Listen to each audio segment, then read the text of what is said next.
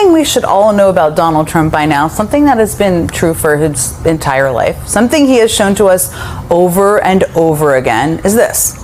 If Donald Trump is sitting on a bunch of capital, he's going to squander it. Whether it's due to greed or hubris or just plain incompetence, he just has this never-ending tendency to overextend himself. And this applied long before he entered politics. I mean, the business world learned it when Trump squandered the money he inherited from his father. Big banks learned it in the 90s when he was so close to defaulting, they had to bail him out just to save themselves. Atlantic City learned it when Trump managed to disprove that old saying about how the house always wins by bankrupting his casino empire. Perhaps that's a little on the nose.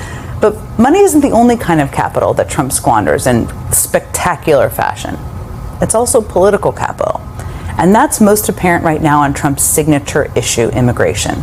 Remember, voters who said immigration was their most important issue broke for Trump last November by a whopping 80-point margin. That was not that long ago, 80 points. And in the days and months since that election, we've repeatedly heard that the immigration issue is what propelled Trump back into the White House. The voters handed down a mandate.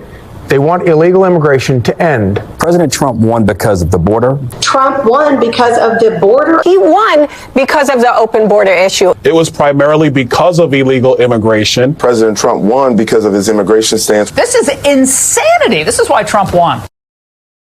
Okay, so that's been the narrative. We've all heard that 1,000 times. Donald Trump's idiocy is once again crashing our economy. Because not only did the slew of posts that Donald Trump put up on Truth Social this morning lead to more questions around his cognitive ability, but they are crashing the stock market. Once again, Donald Trump is losing his mind, throwing a tariff tantrum and destroying the economy for his own gain as he and his buddies insider trade. We are going to get into it all in the insane threat of denaturalization that Donald Trump also put out this morning in his meltdown. But before we do, if I could quickly ask you to leave a like on this video, and if you haven't already, and you enjoy our channel, to hit that subscribe button, because it goes a long way in supporting the work that we're doing. Now, before we can get into these insane posts and how the market is reacting, I want to start with someone who gave the perfect description of what Donald Trump's tariff meltdowns show in his cognitive decline, and that's Lawrence O'Donnell. Right here. Nothing, because they apparently know nothing about the subject of tariffs or the Great Depression, and who knows what else. The shame of the White House press corps and the Trump campaign press corps is their disgraceful failure to be able to confront Donald Trump about his lies about who pays the Trump tariffs. That is the simplest lie Donald Trump tells about tariffs, which has become a huge subject in his presidency that no White House press reporter is apparently capable of understanding. And Donald Trump has never been confronted on that lie by the White House press corps. If an individual member of the White House press corps does understand all of this about tariffs and has been unfairly blocked by the Trump people or colleagues in the room from being able to ask that question, I hereby apologize to that unknown reporter for lumping that reporter in with the genuinely disgraceful job that the larger group has done in their complete failure to penetrate that very simple lie.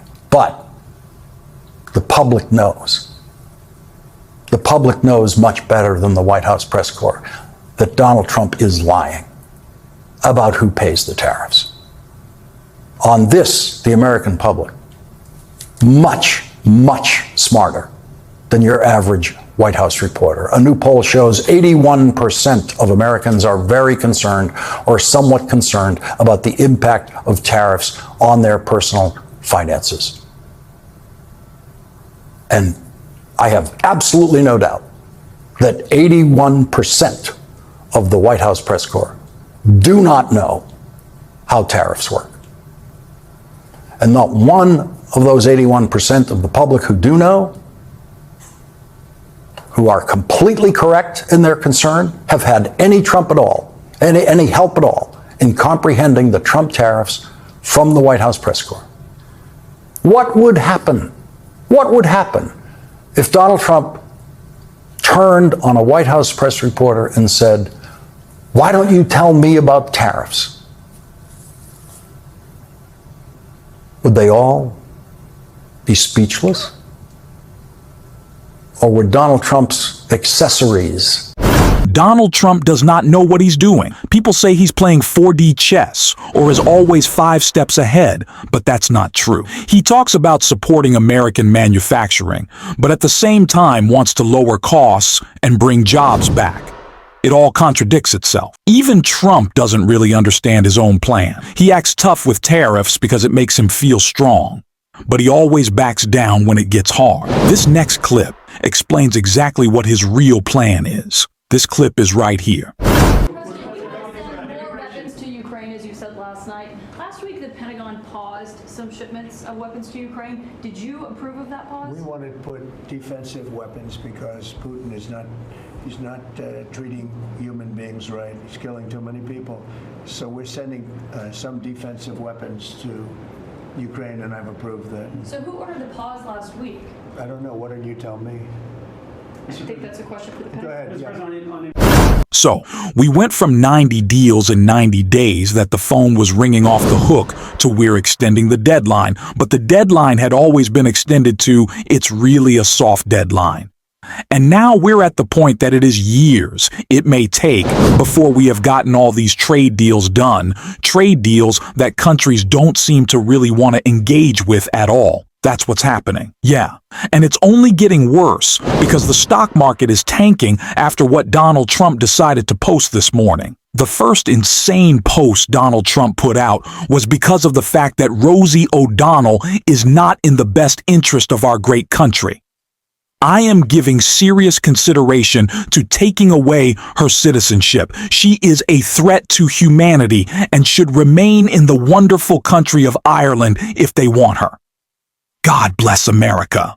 Trump then went on to announce 30% tariffs on the EU and Mexico starting August 1st. Because of that, the Dow has fallen 280 points. S&P logs weekly loss as Trump trade wars escalating. Trump announcing 30% tariffs on EU and Mexico imports now also has Bitcoin dropping as well.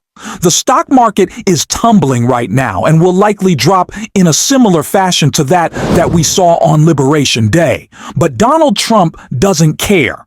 In fact, he's encouraged by it. We have to remember this is simply just a scheme for Donald Trump to get what he thinks is good PR, but also for his buddies who know when these Truth Social posts are going out to time the market. This has just been an insider trading scam for Donald Trump and his rich friends, and especially members of Congress who are timing these posts with what they are purchasing and selling off.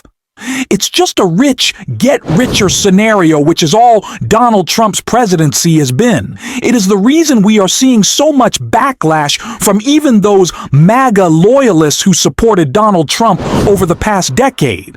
And it's not just in his failure of an economic policy, it's also in his failed immigration policy as well, which Jensen Psaki broke down right here. But now, take a look at this. Less than 6 months into his presidency, a new Gallup poll today finds that Americans disapprove of Trump's handling of immigration by a whopping 27-point margin. Just 35% of Americans approve of his immigration agenda. And it's not just Democrats or swing voters driving those numbers.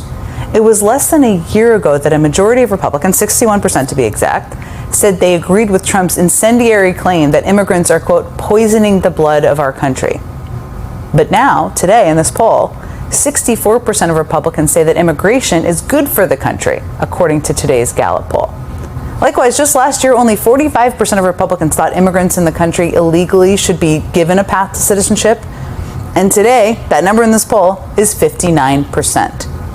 And it's not just polls that show Trump is losing ground on this. I mean, some of Trump's biggest allies are abandoning him on his number one priority. According to the Washington Post, conservative podcaster Joe Rogan, who was key to Trump's victory, confronted Trump directly about his cruel deportation agenda. According to the Post, Rogan pushed Trump to back off deporting workers who have not committed crimes. And just 3 days after having dinner with Trump, Rogan went on his podcast and said this. There's two things that are insane. One is the targeting of migrant workers, not cartel members, not gang members, not drug dealers, just construction workers showing up in construction sites and raiding them. Gardeners. Yeah. Like, really? So it only took 6 months for Trump to lose support from the American public, even Joe Rogan, on what was supposed to be his signature policy issue. He's blowing through his political capital like it was a loan from his father, is one way of looking at it. And the reason he's lost ground so quickly on this issue isn't hard to figure out. I mean, Americans all across the country are seeing the shocking brutality of Trump's immigration crackdown play out in their own neighborhoods every day. It was another morning of work on Tuesday for employees at the Alba Wine and Spirits warehouse in Edison, New Jersey, when Immigration and Customs Enforcement agents stormed the facility. A coach for youth baseball in Manhattan says a group of ICE agents approached members of his team while they were practicing in Riverside Park. This is video of what seems like an ICE arrest taken Saturday outside of Cash America Pawn in White Center. A woman speaks in Spanish to people in face masks and vests. HSI agents making an immigration arrest. The agents can be seen kneeling on the head of 48-year-old Juan Manuel. When the daughter tried to intervene, the agents handcuffed her and threatened to take away her little brother and her 2-year-old son if she didn't stand down. For months now, the Trump administration has been telling the public that they are only targeting the worst of the worst in their immigration roundups. And we know that isn't true. We talk about it a lot on this show, how that is not true. Nationally, ICE has been increasingly targeting immigrants with no criminal record at all. In Los Angeles, the majority of the people ICE arrested weren't just non-criminals, but non-criminals picked up off the street. Back in May, Trump aide Stephen Miller instituted a new, impossible-to-meet quota for ICE. He demanded that ICE arrest 3,000 people every single day. And NBC News reporting today that Stephen Miller has expressed outrage in recent calls with ICE leadership about how the agency has not been meeting that impossibly high quota. Many ICE leaders are worried they could lose their jobs because they aren't rounding up enough people. And while DHS continues to insist that their immigration roundups are targeted, all across the country we're seeing the same thing again and again and again. People being targeted at car washes and grocery stores and on street corners, without any obvious reason for detaining them other than the Donald Trump administration is in shameless, and we are really going to enjoy watching its downfall. Thanks for watching this video, and if you stuck around at the end, you can drop the blue heart in the comments, and until next time, I will see you soon.